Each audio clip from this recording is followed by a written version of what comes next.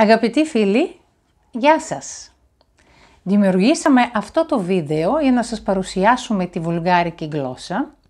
Πολλοί από εσάς θα πάτε να σπουδάσετε στη Βουλγαρία και θα θέλατε να έχετε μια πρώτη εικόνα για την γλώσσα αυτή. Η αρχή θα μπορούσα να σας πω ότι η βουλγάρικη γλώσσα είναι μια σλάβικη, εύκολη γλώσσα. Δημιουργήθηκε από τους αδερφούς Κύριλλος και Μηθόντιος, αρχικά για τους Σλάβους στην Μοραβία και αργότερα με το πέρασμα του χρόνου υιοθετήθηκε μία δικιά της παραλλαγή.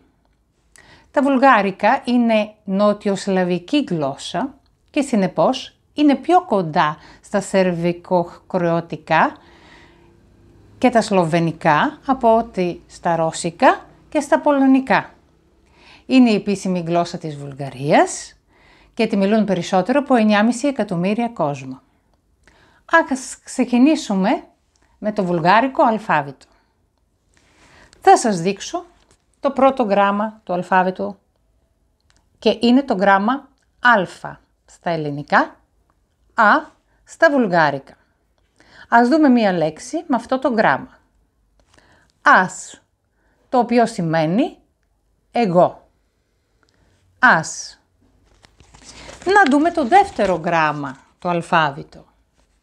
Είναι το γράμμα Μπ στα ελληνικά, μη πι.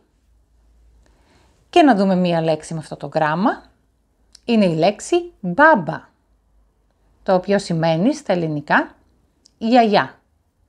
Μπάμπα. Και να δούμε το τρίτο γράμμα στο αλφάβητο. Είναι το γράμμα Β στα ελληνικά, στα βουλγάρικα, Β.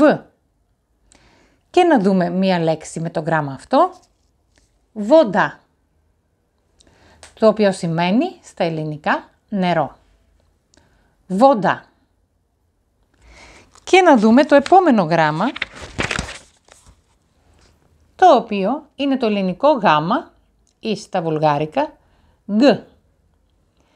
Να δούμε και μία λέξη με το γράμμα αυτό, γκορά, το οποίο σημαίνει δάσος.